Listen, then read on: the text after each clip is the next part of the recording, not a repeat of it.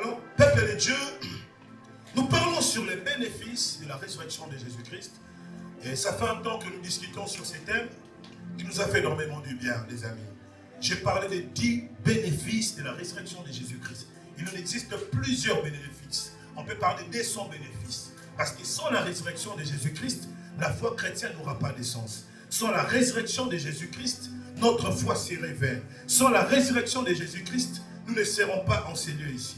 Si Jésus-Christ n'était pas ressuscité, nous ne serons pas ici en train de prier. Je voudrais dire à quelqu'un, dans les cimetières, il n'y a pas de culte. Dans les cimetières, on ne fait pas de culte. Pourquoi? Là où il y a les morts, il y a les morts. Alors pourquoi Jésus pouvait dire, laissez les morts enterrer les morts. Si nous sommes ici parce que nous sommes vivants. Quelqu'un peut dire, si je suis ici, je suis vivant. Qui veut dire, si tu n'étais pas vivant, tu ne peux pas te retrouver ici. L'église n'est pas l'adresse des morts. L'église, pasteur, c'est l'adresse des morts qui ont reçu la vie de Dieu. Quelqu'un comprend quelque chose? L'église n'est pas l'adresse des morts. L'église est l'adresse de ceux qui étaient morts autrefois, qui ont été ressuscités avec Jésus-Christ. Voilà pourquoi j'aimerais dire à quelqu'un, nous sommes en train de discuter sur les 10 bénéfices de la résurrection de Jésus-Christ. Je vous ai rappelé tout à l'heure, le premier bénéfice de la résurrection de Jésus-Christ, par la résurrection de Jésus-Christ, nous reconnaissons que Christ est le Fils de Dieu. Selon les Écritures, il était écrit que Christ devait venir, il devait mourir et il devait être ressuscité. Si Christ n'était pas ressuscité, nous ne parlerons jamais que Christ est le Fils de Dieu. Je vous ai expliqué que la croix en Israël, le fait de mourir à la croix n'était pas une nouveauté. Pour les Juifs, la croix était un lieu de rendez-vous de tous les criminels. La croix était un endroit dans lequel les hommes et les femmes qui commettaient certains actes qui dérangeaient la société, leur sort était la croix. Et je voudrais dire, la croix de Jésus-Christ n'était pas la première croix qui existait en Israël. Il y a eu plusieurs personnes qui ont été crucifiées à la croix. Mais la croix de Jésus-Christ reste la seule croix par laquelle nous avons obtenu la rédemption. La croix de Jésus-Christ reste la seule croix par laquelle nous avons été sauvés. La croix de Jésus-Christ reste la seule croix par laquelle nous avons obtenu notre justification évangéliste. La croix de Jésus-Christ, c'est, oh my God, reste la seule croix dans laquelle nous avons reçu l'héritage Élise. Sans la croix de Jésus-Christ, l'héritage d'être enfant de Dieu, sœur Lucie, cela ne se fera jamais. C'est par la croix de Jésus-Christ que nous avons obtenu l'identité d'enfant de Dieu. Voilà pourquoi j'aimerais dire à quelqu'un, il est très important de comprendre que la vie chrétienne ne commence pas par les dons spirituels. La vie chrétienne ne débute pas par le charisme. La vie chrétienne ne débute pas par la prophétie. La vie chrétienne débute par la croix et elle s'accomplit dans la résurrection. Voilà pourquoi j'aimerais dire à quelqu'un, le premier détail, le premier pas de la vie chrétienne, c'est commencer par la croix. L'apôtre Paul pouvait dire, vous aimez bien ces passages dans Galates 2, vous dites souvent, et si je vis, ce n'est plus moi qui vis, c'est Christ qui vit en moi. Le verset 20. Mais il commence le début de ces passages, pas si je vis, c'est Christ qui vit en moi. Il commence en disant, j'ai été crucifié avec Christ. Oh my God. Il ne dit pas si je vis, ce n'est plus moi qui vis, et Christ qui vit en moi. Il commence par dire, j'ai été crucifié avec Christ. Et maintenant là, si je vis, ce n'est plus moi qui vis, c'est Christ qui vit en moi. Christ ne peut que vivre dans la vie des hommes et des femmes qui sont passés par la croix. Pourquoi aujourd'hui nous avons du mal à manifester Christ? Pourquoi aujourd'hui nous avons du mal à présenter Christ dans le monde? Parce que Christ vit dans la bouche des hommes et des femmes qui ne veulent pas de la croix. Le monde aime ce que la croix produit, mais le monde n'aime pas la croix. Alors que la croix pour le monde est une condamnation. La croix pour les enfants de Dieu est le début d'une nouvelle vie. La croix n'est pas le lieu de ta condamnation. La croix de Jésus est le lieu du nouveau départ d'un homme miraculeux. Aïe, aïe, aïe, aïe. Ton domaine n'a pas de vitamines. J'ai l'impression si j'ai prêché ces messages au Cameroun, j'allais avoir des meilleurs amens et en Côte d'Ivoire. Tellement vous mangez beaucoup de kebabs, de saumon. Vos amens sont conditionnés par la nourriture que vous mangez. Nous qui mangeons le fruit, nous donnons des meilleurs amens. Amen. Amen. Voilà les amis. La vie chrétienne commence par la croix et elle s'achève par la résurrection. Il y a des bénéfices que nous avons reçus par la croix, et il y a aussi des bénéfices que nous avons obtenus par sa résurrection. Voilà pourquoi le peuple de Dieu, il est très important de le connaître. Je n'aurai pas le temps d'énumérer tous ces points, je peux les énumérer rapidement. Ceux qui voudront bien comprendre ces messages, je vous demanderai d'aller voir les messages sur YouTube de tous nos 3 dimanches passés. C'est une continuité. Premier bénéfice de la croix, par la résurrection, premier bénéfice de la résurrection de Jésus-Christ. La résurrection de Jésus-Christ confirme que Jésus est le Fils de Dieu.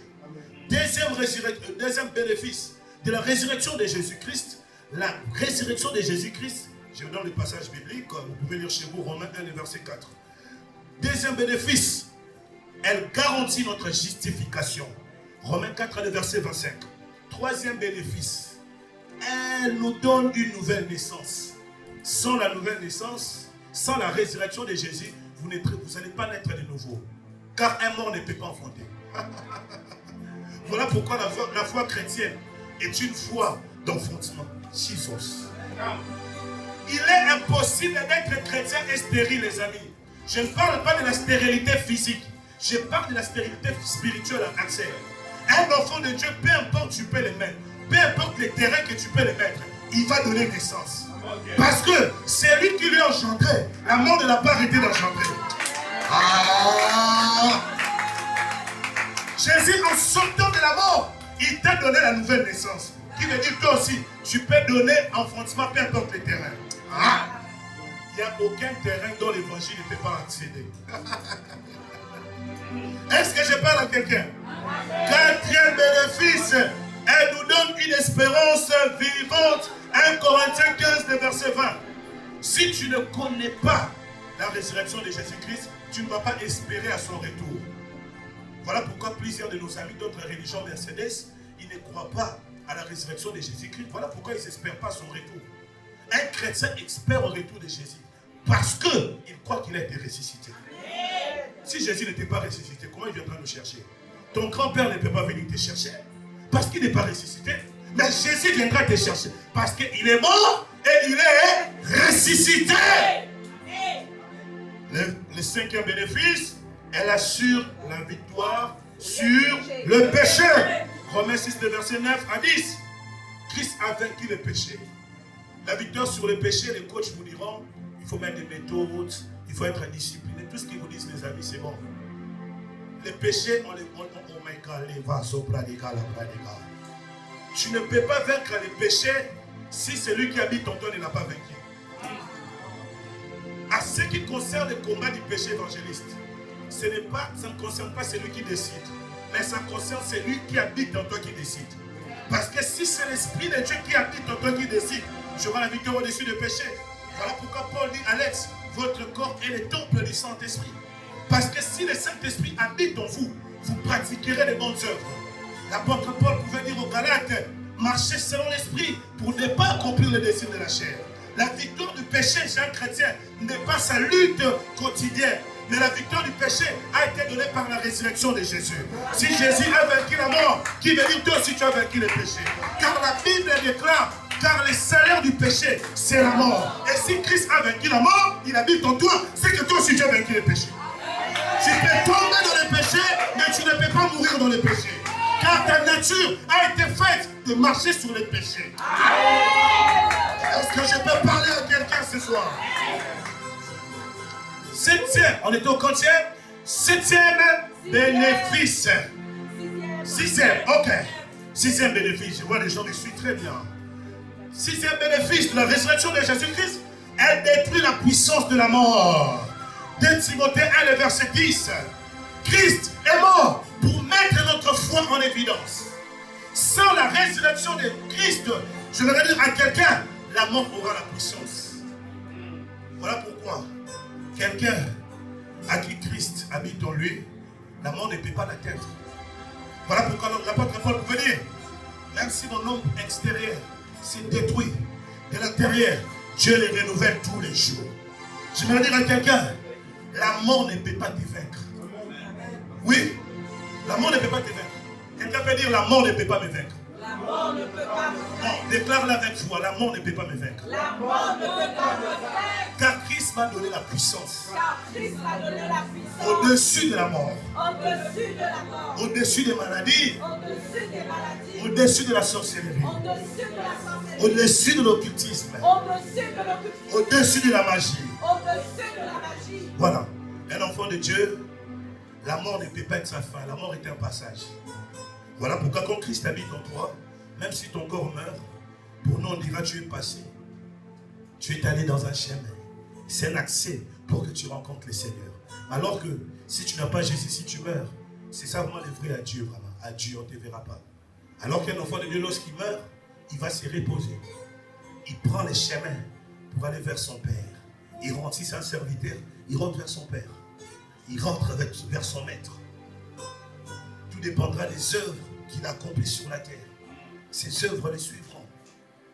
Jésus l'appellera, viens, fidèle serviteur, entre dans la maison de ton Maître. Viens avec moi. Alors que si tu n'as pas Jésus, tu as peur de la mort. Un chrétien n'a pas peur de la mort. Car en lui, c'est lui qui vit, a vaincu la mort. Un chrétien, il est un dessin animé. Quelqu'un peut dire, je suis un dessin animé. On peut te tripoter n'importe comment. L'ennemi peut toucher ta vie. Il t'envoie un WC, diabète, que sais-je. Ta vie ne dépend pas de ce que l'ennemi fait. Ta vie dépend de celui qui t'a créé. Amen. Voilà pourquoi un enfant de Dieu est un jugement pour le monde des ténèbres. Les amis, quand vous regardez dans votre vie, les combats que vous avez rencontrés, madame, certains ont rencontré les mêmes combats que vous y sont passés. J'ai vu des gens mourir à cause de migraines. Elle me relatait l'un de ses amis. Un jour, il est rentré chez lui à la maison, il avait mal à la tête. Il est dormi comme ça, il ne s'est jamais réveillé. Maintenant, toi, regarde toutes les opérations qu'on t'a fait. Et déjà ici même, les médecins t'avaient déjà dit, toi là, vraiment, dans 6 années, tu ne seras plus. Mais regarde jusqu'aujourd'hui comment tu te gardes. Les amis, ta foi vient de ce que tu entends.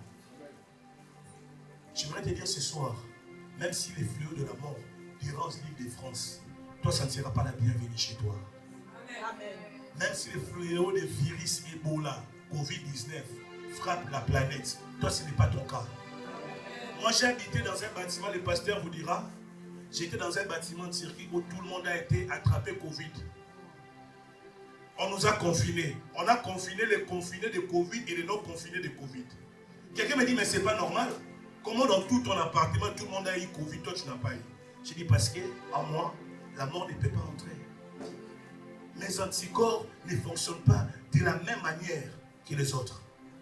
Lorsque Christ habite en toi, il te donne la puissance rose de dominer au-dessus de ce que les hommes n'arrivent pas à dominer. Amen, amen. Est-ce que je peux avancer? 30e point. 7e point. La résurrection de Christ, elle libère la puissance du Saint-Esprit. Quelqu'un peut dire, elle libère la puissance du Saint-Esprit. Romains 8, le verset 11. L'Esprit nous donnera aussi la vie à vos corps mortels. L'Esprit de Dieu a ressuscité Jésus-Christ d'entre les morts.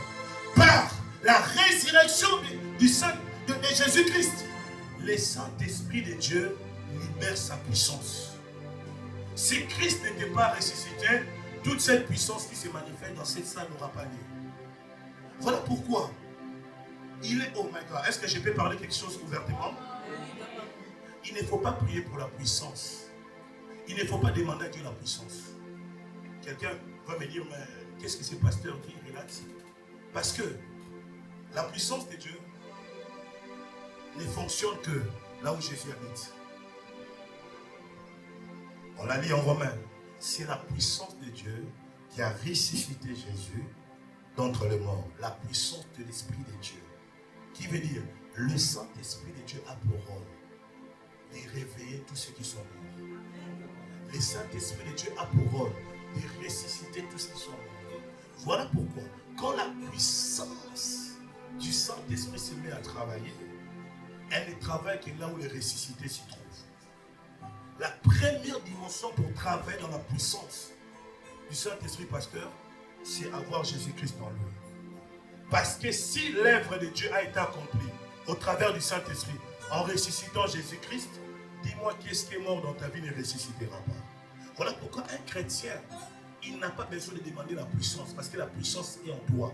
Parce que Christ qui habite en toi, comme il a été ressuscité par le Saint-Esprit, et il habite en toi, qui veut dire, le fait qu'il habite en toi, toi aussi tu deviens, oh my God, tu deviens un homme et une femme porteuse de puissance pour ressusciter tout. Un enfant de Dieu peut entrer dans une maison où tout est mort. Le fait qu'il entre en lui, il marche avec une puissance. Quelqu'un peut dire, je marche avec la puissance. Je marche avec la puissance. Je perds avec la puissance. Je perds avec la puissance. Quelqu'un peut dire, power. Power. Power. Power. Power. Oui, les amis, vous avez la puissance. Ah, vous croyez ça? Ou bien qu'on démontre maintenant? Vous croyez ça? Oui. Il y a la puissance. La puissance ne vient pas en priant. D'abord, la puissance vient en croyant en Jésus-Christ. Si tu crois réellement en Jésus-Christ, tu as la puissance en toi, maman Sylvie. La puissance ne vient pas dans les jeunes d'abord. La puissance vient quand tu crois à l'œuvre de la résurrection de Jésus.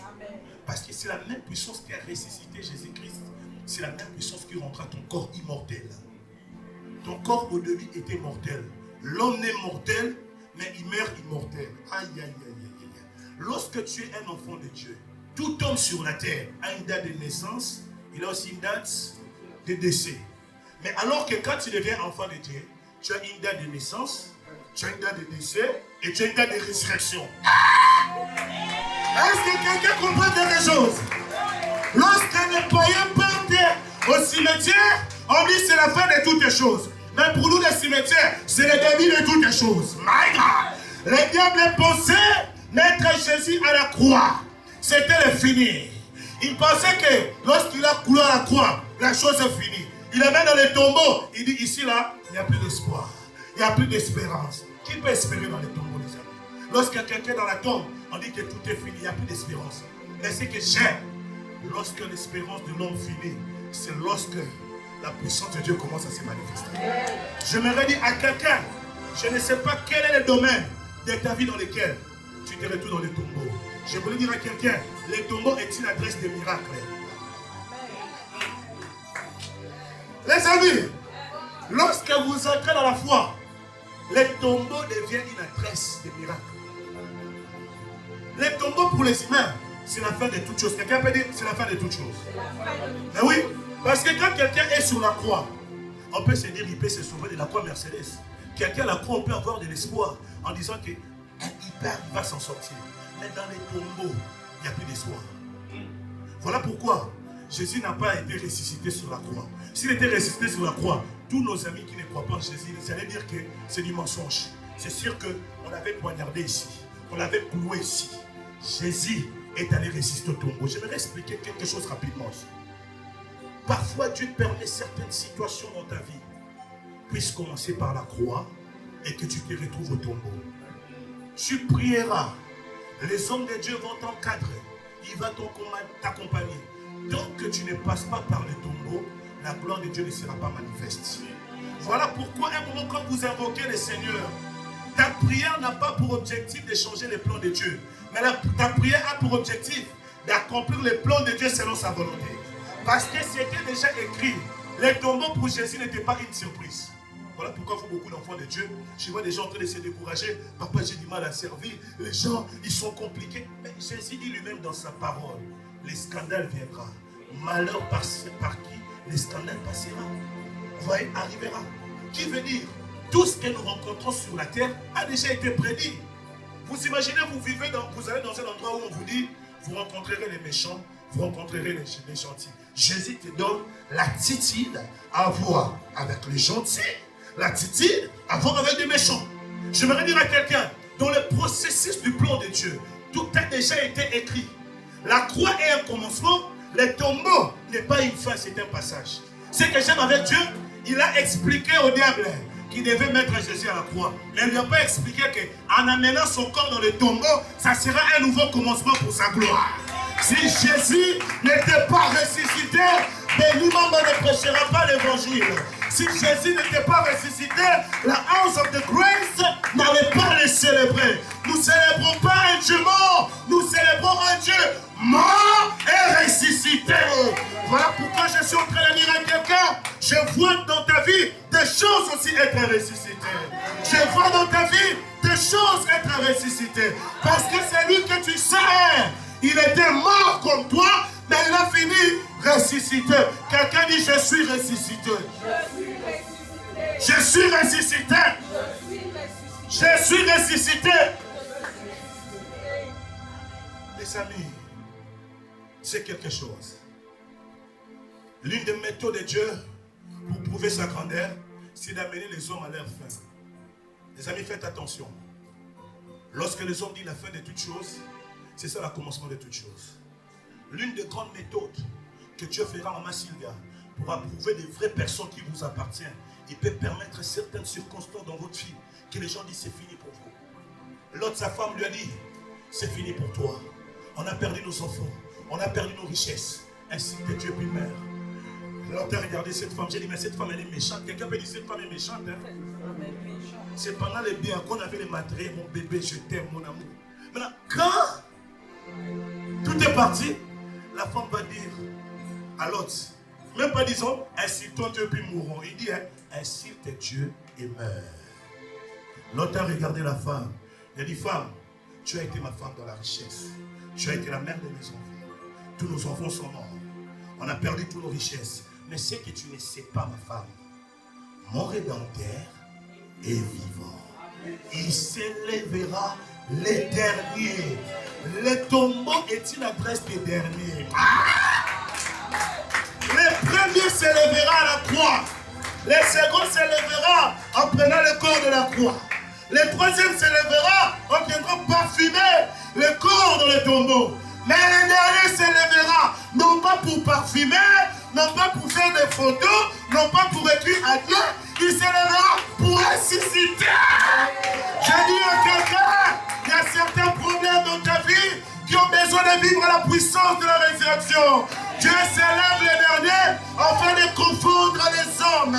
Dieu s'élève le dernier afin de confondre tes intimes qui t'ont lâché. Dieu s'élève le dernier afin de confondre les hommes et les femmes qui disent sans nous qu'est-ce qui deviendra. J'aimerais dire à quelqu'un, laisse-les partir avec Dieu, nous ferons des exploits, il écrasera la terre de nos ennemis. J'ai dit à quelqu'un, je ne suis pas dépendant des hommes, je ne dépends pas des hommes, de qui que ce soit, je ne dépends que de Jésus-Christ. Et Christ a compris que mon Père est en moi et moi je suis dans mon Père. Ce qu'il disait à ses disciples ne le comprenaient pas. Lorsque Christ est en toi, les tombeaux devient une adresse d'un nouveau commencement. Les tombeaux devient une adresse de scandale. Ça vous arrive de vivre des moments dans votre vie où les gens restent avec vous. Ils ont encore de l'espoir. Tu as perdu ton travail, mais tu as quand même un appartement. Tu as perdu ton travail, tu as quand même la CAF qui peut te soutenir. Tu as l'assistance sociale. Et nous autres dons, nous venons dans des pays où il n'existe pas des assistances sociales. J'aimerais dire à quelqu'un, il y a des dimensions où tu n'as plus besoin d'assistance sociale. Tu as besoin de l'assistance divine. Il y a des dimensions où tu n'as plus besoin des assistances sociales, mais tu as besoin des assistants divins. Il y a des dimensions où même la CAF t'arrête, il ne peut plus t'aider. Pôle emploi ne peut plus t'aider. À ces dimensions-là, les gens peuvent tenir à toi parce qu'ils savent que tu as quand même l'assistance sociale. Donc on reste amis, dès que tu as perdu ton travail, Pôle emploi va te payer le chômage. Pôle emploi arrête tout. On ne te donne plus le restaurant du Caire, le resto du Caire. Tu te retrouves aujourd'hui à la rue SDF, sans papier et tout. Tous ceux qui étaient tes amis, ils commencent à se retirer. Non, ils deviennent une charge pour nous. J'aimerais dire à quelqu'un, lorsque Dieu te décharge des hommes, c'est pour te charger de toi. Dieu ne se charge que des hommes et des femmes abandonnées. C'est comme ça, moi, certains départs dans ma vie, je les considère comme des prises en charge de Dieu. Faites attention. Certaines personnes entreront dans vos vies pour prendre gloire et pour vous diminuer les mains, pour vous piétiner. C'est comme ça, moi, je crois à la prise en charge divine. Jésus était à la croix. Avant d'aller à la croix, un testament d'évangéliste, cet homme est venu pour arrêter Jésus. Un des apôtres de Jésus a pris le couteau, il a coupé l'oreille de ces militaires. Jésus a dit, non mon ami, ne me prends pas à charge. Laisse-moi aller dans les chemins, car il y a une prise en charge qui m'attend dans les tombeaux. Ne me sauve pas de la croix. Laisse-moi aller à la croix. Laisse-moi aller à la croix. Ne me sauve pas de la croix, car si tu me fais rater la croix, il n'y aura pas la résurrection. Plusieurs d'entre vous ici, ils ne veulent pas de croix. Ils disent, Seigneur, je veux un christianisme où je demande tout et tout est accompli. Non, non, non, non, non, non. Dieu permet que tu passes par la croix pour que les morts comprennent qu'il y a la puissance de la résurrection en toi. Tu n'es pas dans la liste des hommes et des femmes dont la mort retient. Si Dieu laissait Jésus n'est pas là à la croix, comment nous croirons qu'il est fils de Dieu? La mort est l'un des signes qui garantit la vraie identité des enfants de Dieu. Cette mort-là peut être même financière, même relationnelle. L'homme que tu aimes peut te lâcher. La femme que tu aimes peut te laisser. Job a compris ces choses. Il a dit, femme, c'est que tu ne comprends pas. Tout ce que j'ai vécu, les enfants sont morts. J'ai perdu l'argent. Je suis encore à la croix. Quelqu'un peut dire, je suis encore à la croix. Tu as des problèmes. Quelle est la dimension de la croix? Tu es crucifié. Tu n'as pas de paix dans ton foyer. Tu n'as pas la paix dans ton foyer. Tu manques du matériel. Tu n'as pas la santé. C'est une croix. Quand tu avances, au jour d'aujourd'hui, le médecin commence à te dire, ma sœur, ta santé là, ça devient compliqué. Le cancer là, ça y est, c'est fini. Là maintenant, tu tombes où? Dans la tombe. La dimension de la croix est le début quand les gens commencent encore. Parce qu'à la croix, on peut encore croire. Quelqu'un peut être à la croix, demain, les soldats peuvent dire, libérez-les, bien qu'ils soient blessés. Allez, mettez les pansements dans ses mains. Mais quand la croix finit, on prend ton corps en enseveli, qui veut dire la croix t'a tué. Ce n'est pas toutes les croix que les gens mourraient.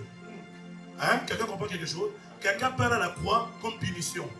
On te frappe, à la fin on te dit descends. Mais il y a des croix où quand tu pars, c'est pour la mort. Dans toute croix, il n'y a pas mort. Mais malheureusement, c'est celui qui meurt et qui ne meurt pas.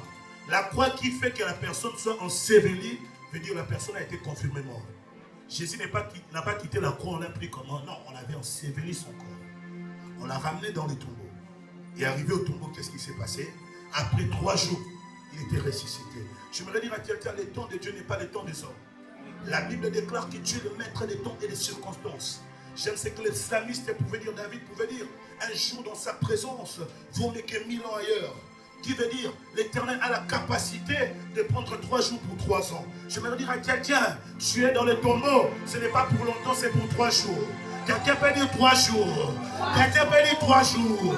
Tu peux te moquer de moi, je suis dans 3 jours. Insulte-moi, je suis dans 3 jours. Tu peux parler tout contre moi, je suis dans 3 jours. Tu peux me lâcher, je suis dans 3 jours. Bientôt là, mon heure va sonner pour ma résurrection. Job l'a compris. Il a dit, ma femme, tu peux partir. Je n'ai plus rien à te donner. Tout j'ai perdu, je n'ai même plus la santé pour rester avec toi. Mais il y a une chose. Mon Rédempteur est vivant.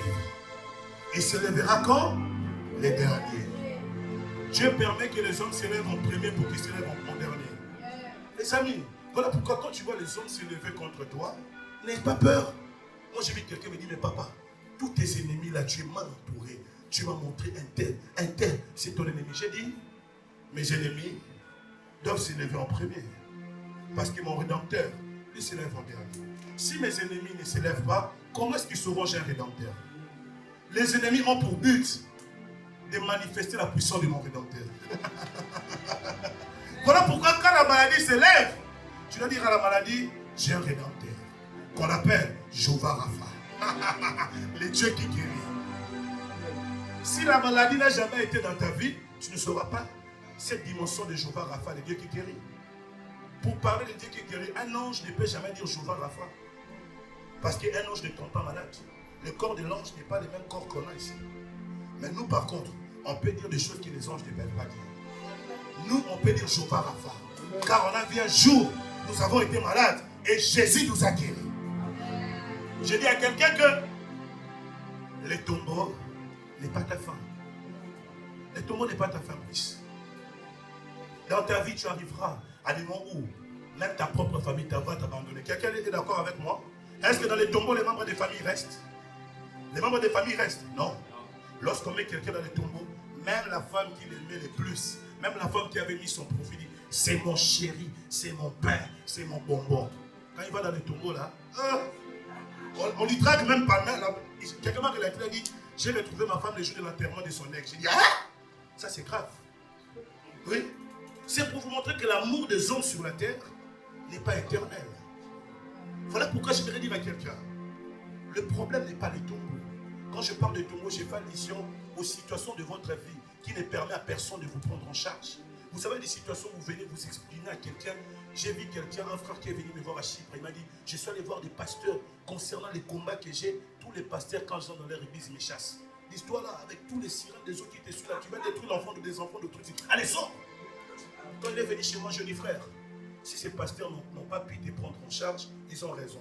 Moi, par contre, je ne suis pas plus meilleur que eux, mais j'ai une solution à te donner. J'ai Jésus-Christ qui prend en charge toutes les personnes abandonnées. Jésus qui prend en charge tous les cas que les hommes n'arrivent pas à gérer. Parce qu'à un moment, en tant que serviteur, nous comptons beaucoup sur l'onction et nous mettons la grâce à côté. L'onction est une capacité que Dieu donne à l'homme pour accomplir une mission. La grâce de Dieu, c'est Dieu qui agit en l'homme. J'ai dit à ses frères, je vais t'accompagner, mais ce n'est pas moi, mais c'est la grâce de Dieu qui agit en moi. La grâce ne révise personne. La grâce ne condamne personne. La grâce ne se fatigue de personne. Moi, étant qu'un homme, je peux prier pour toi. Tu reviens encore sur la même chose. Demain, je prie encore 3e fois, j'ai dit ma sœur, j'en fais des tours. Allez, vas-y, pars. Mais Dieu, lui, ne se fatigue de personne. C'est que lui veut que tout le monde parvienne au salut. Les amis, Christ est ressuscité pour que vous aussi vous puissiez faire ressusciter les autres. Les situations que vous traversez, quand vous vous sentez rejeté, vous vous sentez abandonné, rené, vous vous sentez méprisé, Dieu passe par ce qui est faible. Quelqu'un peut dire Dieu passe par ce qui est faible. Voilà pourquoi ça ne sert à rien de prouver aux gens. J'entends les gens dire oui, il faut prouver les gens. Hein. Il ne faut pas montrer aux gens que Dieu est faible. Hein. On va te piétiner. La société piétine même les forts. Vous savez, même les forts peuvent être mangés. Hein. Un lion qui a bâti, il a une blessure sur ses pieds, sur son bras. Les fourmis peuvent l'achever. Hein. Vous savez que les fourmis tuent les anacondas. Un serpent peut être tué par les fourmis. Hein. Alors que quand vous voyez un anaconda, si un homme il est prend, il lit comme ça là, il peut te broyer comme la viande du kebab que beaucoup de frères mangent ici.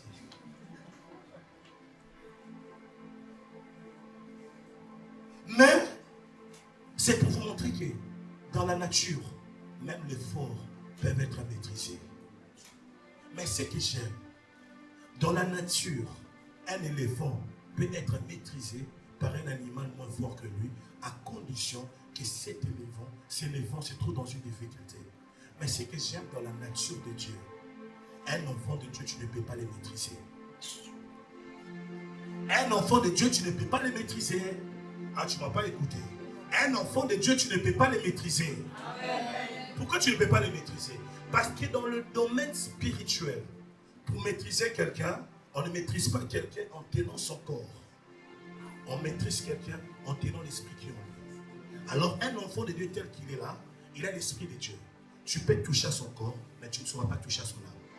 Voilà pourquoi quand le diable est venu toucher l'autre, toucher Job, il a touché à sa vie, mais il n'a pas touché à son âme. Alors la force d'un homme sur la terre, dans le domaine spirituel, la qualité de ton âme définit la qualité de ta longévité. Voilà pourquoi la Bible dit l'âme qui pêche, c'est l'âme qui meurt. Alors si l'Esprit de Dieu habite en toi, automatiquement, je peux maîtriser ton corps, mais je ne saurais pas maîtriser ton esprit. Alors si tu maîtrises le corps, ça peut durer 1 année, ça peut durer 3 ans. Un jour, lorsque la puissance de l'esprit de l'intérieur se relèvera, les chaînes seront brisées. Je prie Dieu dans le nom de Jésus-Christ.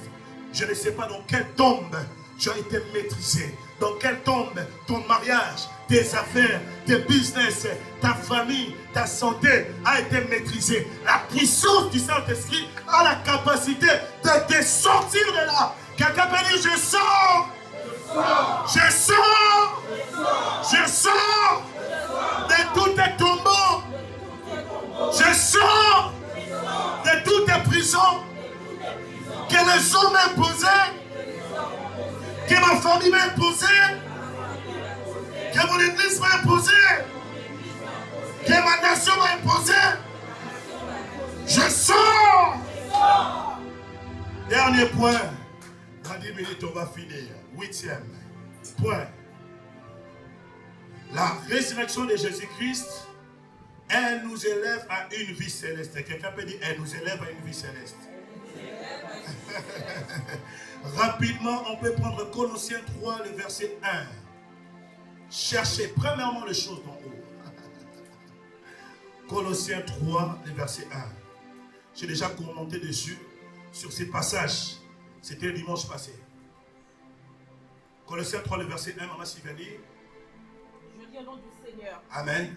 Si donc vous êtes ressuscité avec Christ, cherchez les choses d'en haut. Cherchez quoi? Les choses d'en haut. Non, quelqu'un peut dire je cherche les choses d'en haut. Je cherche les choses d'en haut. Ouais, pourquoi vous ne cherchez pas les choses d'en haut? Parce que vous n'êtes pas ressuscité avec Christ. Tu vois? Moi, si vous voyez l'accent, non? Si vous tombez sur un chrétien qui vous dit, vous en faites des trous, madame, vous avez aussi une vie. L'église, et puis quoi? Prier, et puis quoi? Il faut le dire, madame. Colossiens 3, le verset 1er. Beaucoup sont en Christ, mais ne sont pas ressuscités avec lui. Il y a des gens qui dorment dans l'église. Il y a des gens qui dorment dans la religion. Parce qu'ils n'ont pas été avec Christ. L'apôtre Paul commence l'introduction de ces passages. Aux Colossiens, à l'église de Colosse, il leur dit, si donc vous êtes comment? Ressuscités. Alors qu'en Galates 2, le verset 20, il dit, j'ai été crucifié avec lui. Maintenant là, si je vis, il y a une différence entre laisser Christ vivre en lui. Il y a aussi une différence entre ressusciter avec Christ. Est-ce que je peux avancer? Non, j'aime l'apôtre de la grâce. Oh, est-ce qu'on peut acclamer pour l'apôtre de la grâce?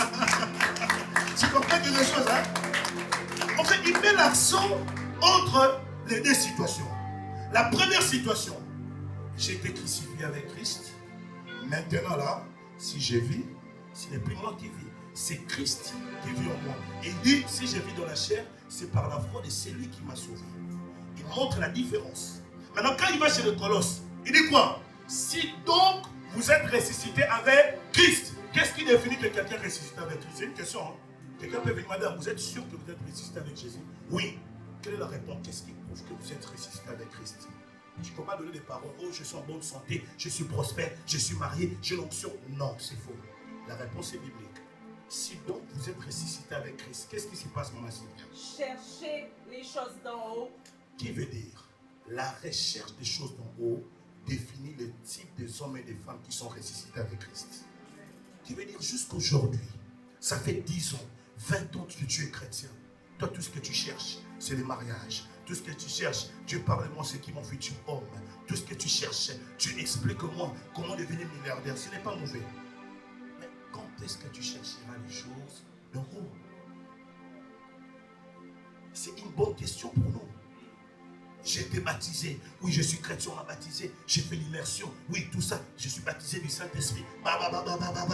Oui.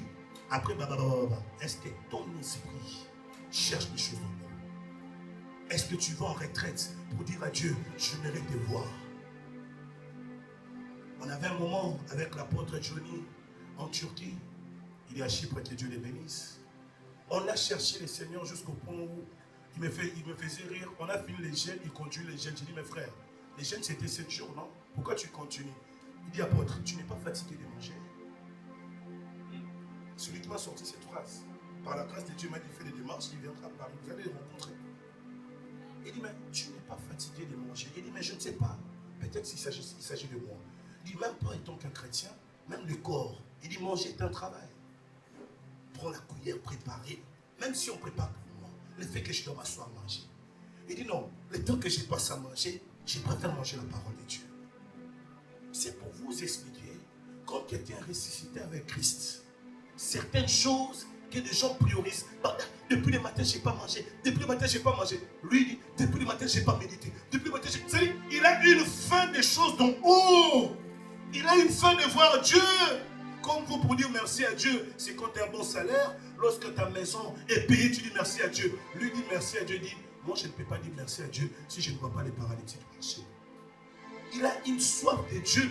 Voilà pourquoi tous les services qu'on faisait, il y avait des miracles et des expériences bizarres. J'ai vu cet homme, comment il cherche le Seigneur. Il m'a dit, béni, moi pour que je dise que Dieu est là, je ne peux pas dire que Dieu est là parce que les gens sont tombés. Non. Il faut que nous puissions écouter des choses que nos oreilles ne sont pas habituées à écouter. Papa, un kyste a disparu de mon corps. Ah, Dieu est ici.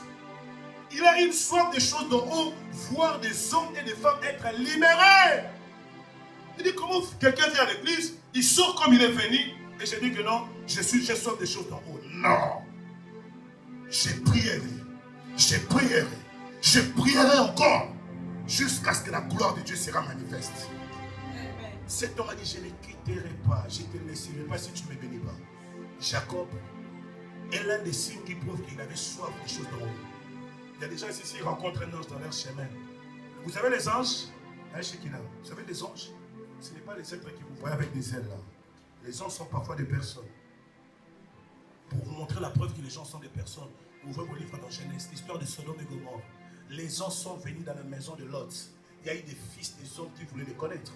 Qui veut dire, si on voulait les connaître, c'est que les anges pouvaient coucher avec des gens. La Bible définit les hommes de Dieu comme des anges. Qui veut dire, moi je suis un ange. Il y a des gens qui me rencontrent, ils me posent la question, qu'est-ce que je dois manger? Papa, parle-moi et qu'est-ce que sera ma vie dans la prochaine saison. Quand on rencontre des anges, on ne demande pas la destinée de la terre d'abord. On commence à demander la destinée d'en haut. Jacob a rencontré l'ange. Il n'a pas dit au l'ange, rends-moi millionnaire. Il y a une différence entre être béni et être riche. Tout riche n'est pas béni, mais tous ceux qui sont bénis sont riches. La Bible déclare, car c'est la bénédiction de l'Éternel qui enrichit, qui ne s'est fait suivre d'aucun chagrin.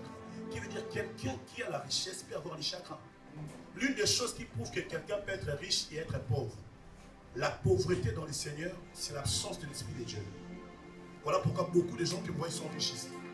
Regardez comment vous avez des mises extérieures bonnes, vous rigolez, vous êtes dans la joie. Parce que vous êtes des hommes et des femmes bénis.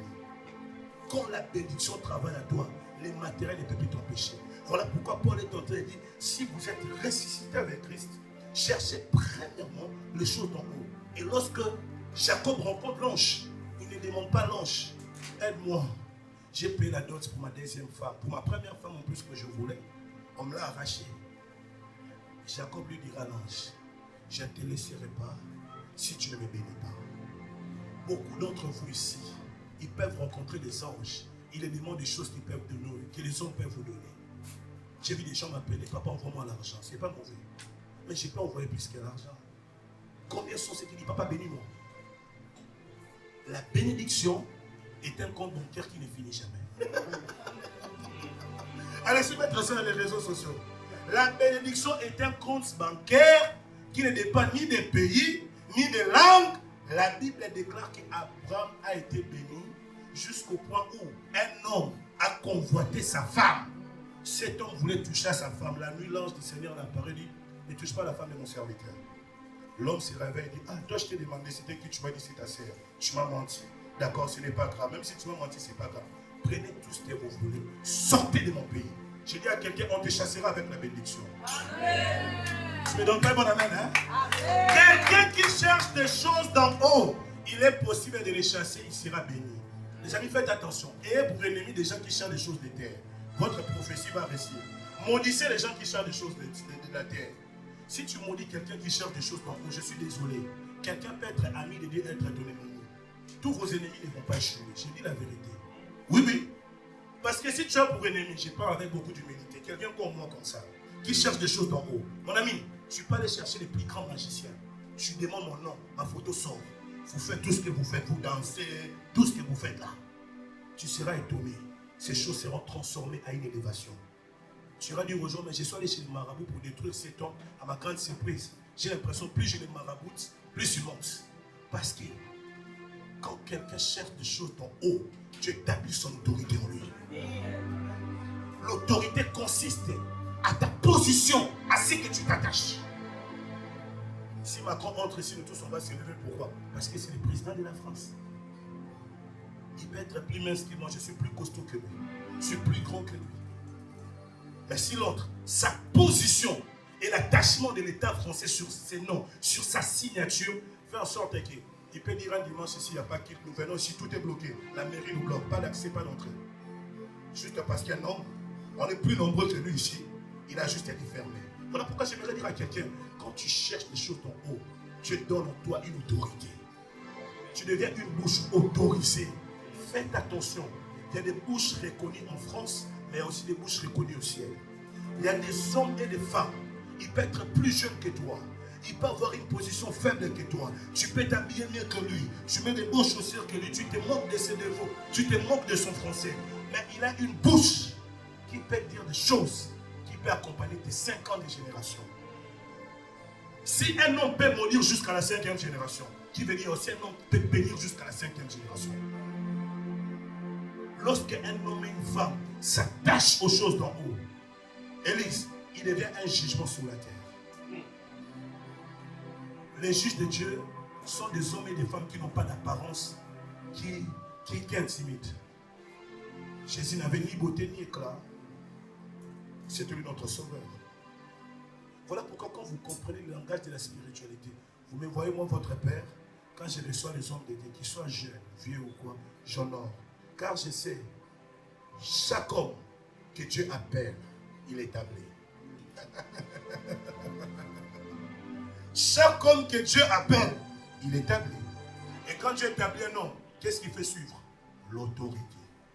Ma parole devient ta parole. Il dit dans sa parole, je suis derrière la parole de mes serviteurs. La dimension que tu honores les serviteurs de Dieu définit aussi. Je parle à vous qui fréquentez les hommes de Dieu. J'ai vu une sœur, elle m'a dit, je suis marié à un pasteur, à un maman, ma Mercedes. Il faut bien honorer les pasteurs.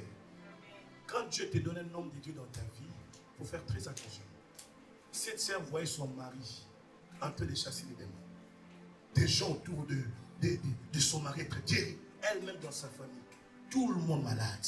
Tout son argent s'est envoyé à la famille pour que les gens soient guéris. Mais comment ça?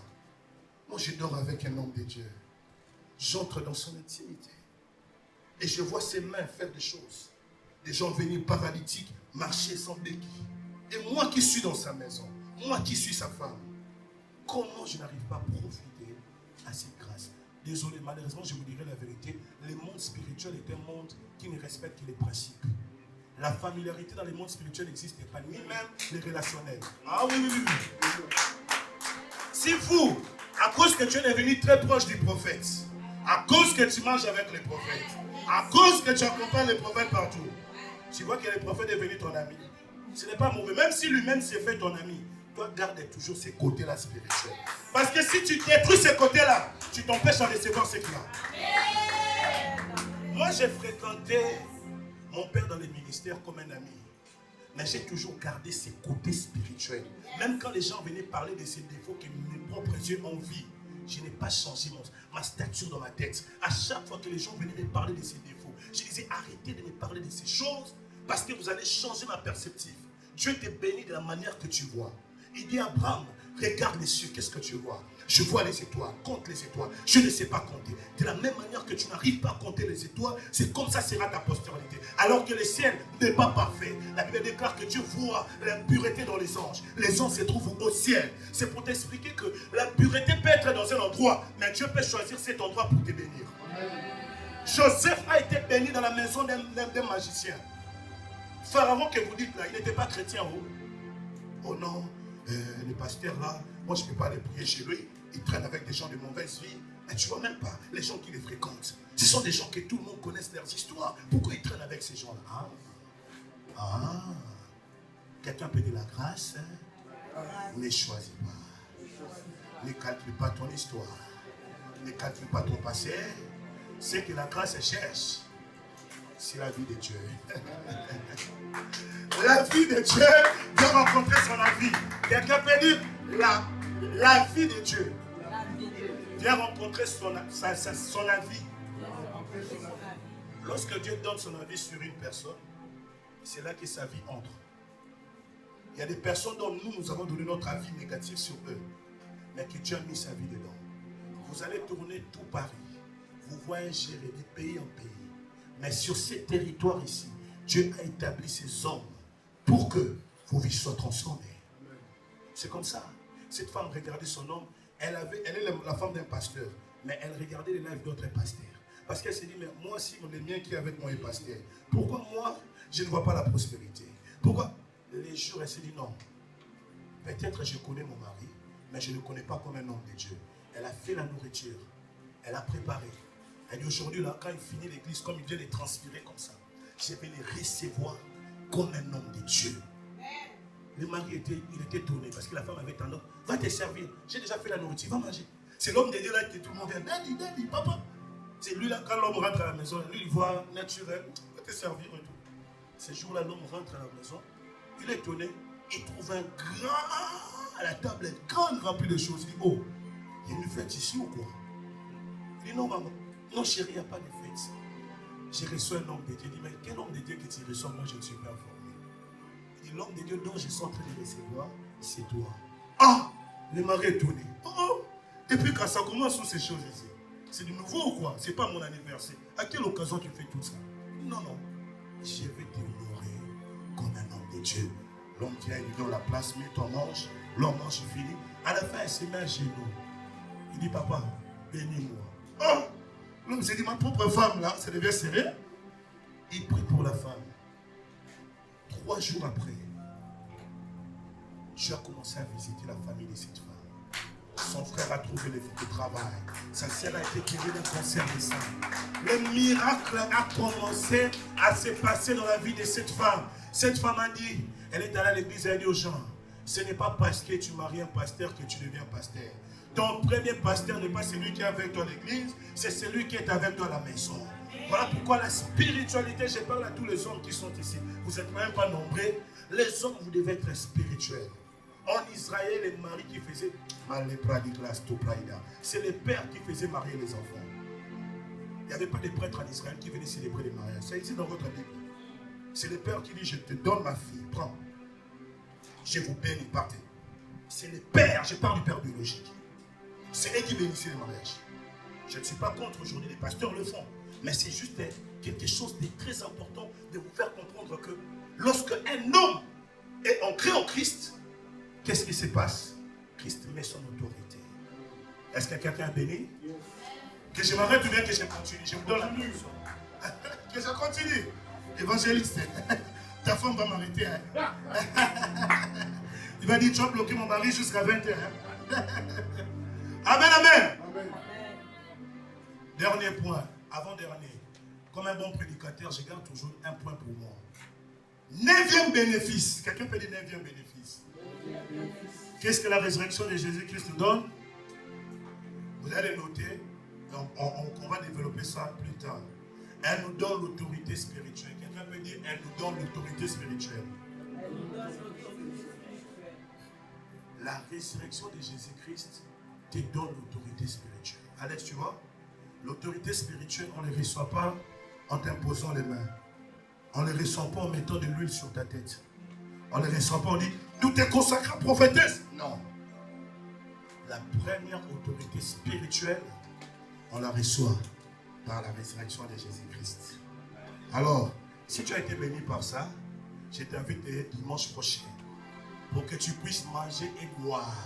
Parce que le dimanche prochain, je ne parlerai pas seulement de l'autorité spirituelle. Il y aura des gens qui vont sortir ici en devenant des autorités. Amen. Il y a une différence entre informer et introniser quelqu'un. Paul dit, je les ai donné le lait maternel. Là, maintenant, ils peuvent manger la nourriture solide. Le dimanche prochain, nous parlerons des 2 points qui restent. J'ai dit 10 bénéfices. Je parlerai de ces points. L'autorité spirituelle venue par la résurrection de Jésus-Christ. Et je te dis, des hommes et des femmes sortiront d'ici. Vous serez dominés dans vos assemblées. Vous serez dominés dans, je ne sais pas, partout où vous êtes.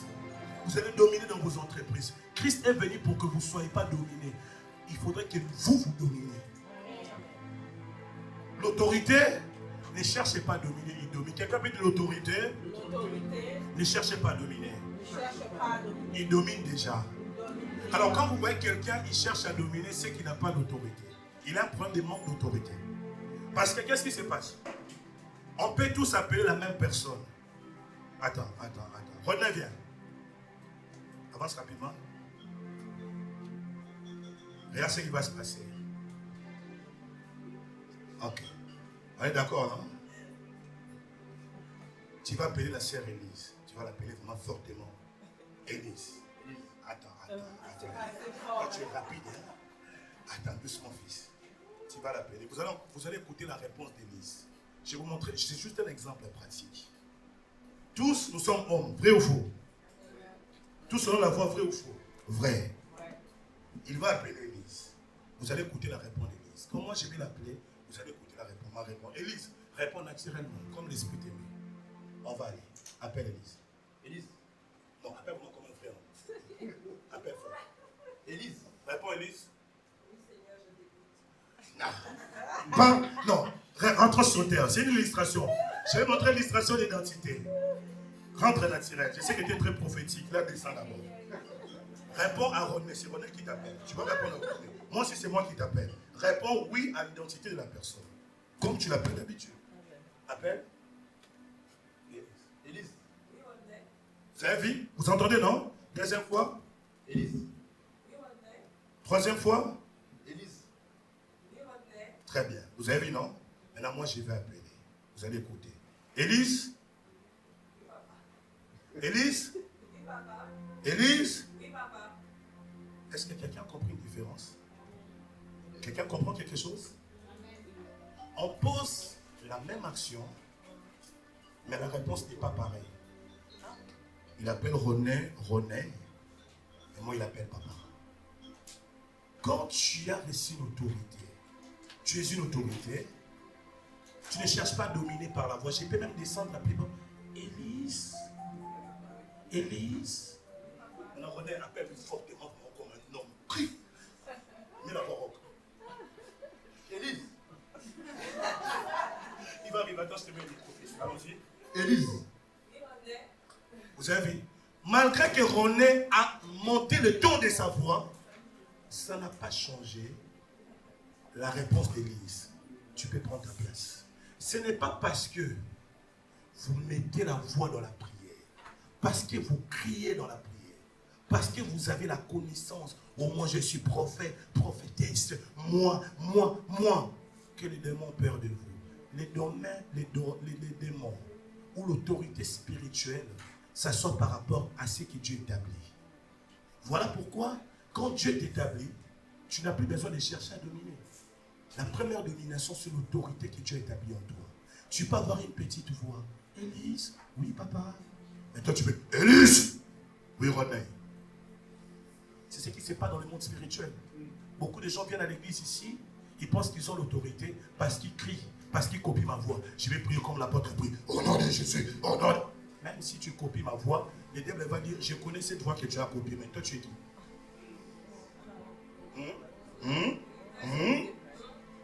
Il te dira, oui, je comprends ça, c'est la voix de l'apôtre. Oui, au nom de Jésus, au nom de Jésus, au nom de Jésus, sors. Tu peux copier même mes tics, tu te mets à genoux. Au nom de Jésus. Tu le fais, le démon dira, oui, nous voyons de qui tu parles. Nous voyons de qui tu cherches à ressembler. Mais tu n'as pas établi comme lui. Voilà pourquoi je suis en train de dire à quelqu'un, les dimanches passés, Dieu va établir quelqu'un dans son autorité. Amen. Je vais t'établir. Tu n'auras plus besoin de ma voix, ta propre voix fera qu'on te reconnaisse. Amen. Le dimanche prochain, ça sera un dimanche de reconnaissance. Amen. Déjà, je le commence d'abord en jeûne. Il y aura des personnes qu'on va les reconnaître ici spirituellement. Amen. Ça deviendra que tu pries, le diable a dit, oui, je connais l'apôtre, toi aussi je te connais. Amen. Il te dit, d'ailleurs, tu es même l'enfant de l'apôtre. Il te dit, oui, je te connais, oui. Ça fait mal d'entrer dans un endroit où tu pars d'un homme, on dit, oui, on connaît cet homme, et toi, on ne te connaît pas, qui es-tu? Ça fait mal, hein? Tu commences à montrer même des photos. Non, je traîne avec lui. D'ailleurs, c'est moi qui l'ai acheté la veste qu'il a mis là. Oui, le diable dit, oui, nous les savons, mais toi, on ne te connaît pas. Toi, c'est qui? Tu es qui? Tu dis, oui, je suis même intercesseuse. Oh, toi, intercesseuse? Non, on te connaît. On te connaît.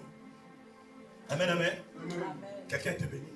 Amen. Et si tu as été béni, offre à Dieu une meilleure acclamation.